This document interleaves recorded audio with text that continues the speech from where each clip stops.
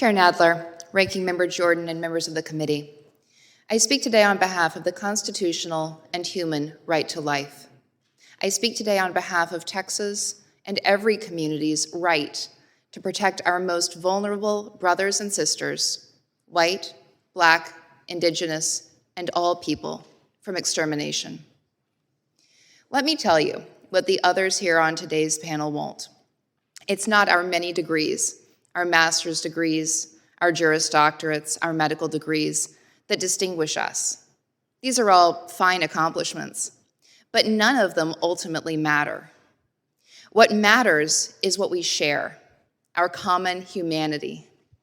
And what is at stake is the same, our humanity. I have committed my life to advocating for America's common interest in life, and I'm committed to opposing the special interests that tragically advance killing as a public policy solution. If you asked most Americans on the street and told them that very serious people were convening hearings to call for more abortions to take place, they'd rightly be speechless. Yet that is what is happening here today. We're hearing incredible stories, testimony, pleas, marketing, really, for Texas, for America to embrace more abortions. What's true about abortion is this. 1, abortion is the violent tearing apart of helpless children, limb from limb. 2, abortion is the wounding and scarring of women and families for the benefit of multi-billion-dollar financial interests. 3, abortion is a cancer upon America. Abortion must end. I keep hearing the word devastating today. It's in the name of today's hearing, and pro-abortion activists are repeating it ad nauseum. Devastating. You know what's devastating? Cancer. Natural disasters. 62 million dead babies. That is what is devastating. 62 million dead babies killed in history's first for-profit, corporate-sponsored genocide. It's time for us to move on.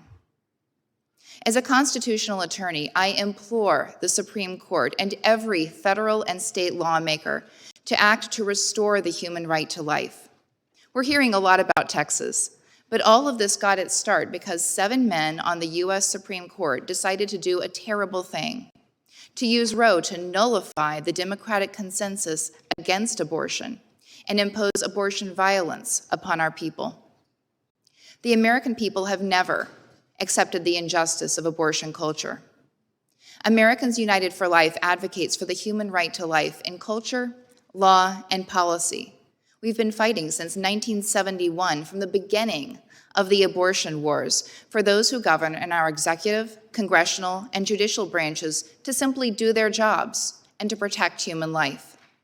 There is nothing more alien to America's constitutional way of life than the toleration of abortion and its imposition on women who deserve better choices. Since Texas Heartbeat Act went into effect earlier this year, there are now literally thousands of human persons alive and thousands of mothers, fathers, families, and communities who will have the joyful chance at building a life together. A world with fewer abortions is a good world. A future with more Americans is a good future. And families and communities who are offered hope rather than sorrow are powerful witnesses to the importance of laws that serve justice and the good of all persons. I am here to remind you all of a truth that you already know. A world with fewer abortions is a good world, a better world.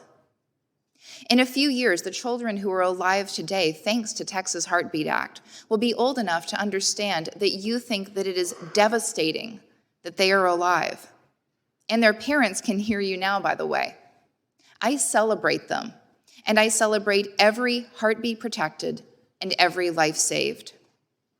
We should be asking ourselves how we can support mothers and fathers from the moment of conception, as Texas does in every city and in every county through pregnancy resource centers and alternatives. And we should be asking how America can transcend the abortion debate, how America can enact and embrace robust national family policies that support the growth and the thriving of every life, every family, every community. We all have something priceless to contribute, but we must first be allowed to live. We can restore America's greatness by choosing to live joyfully together.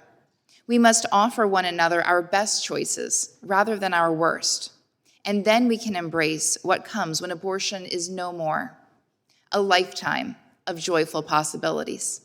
Thank you.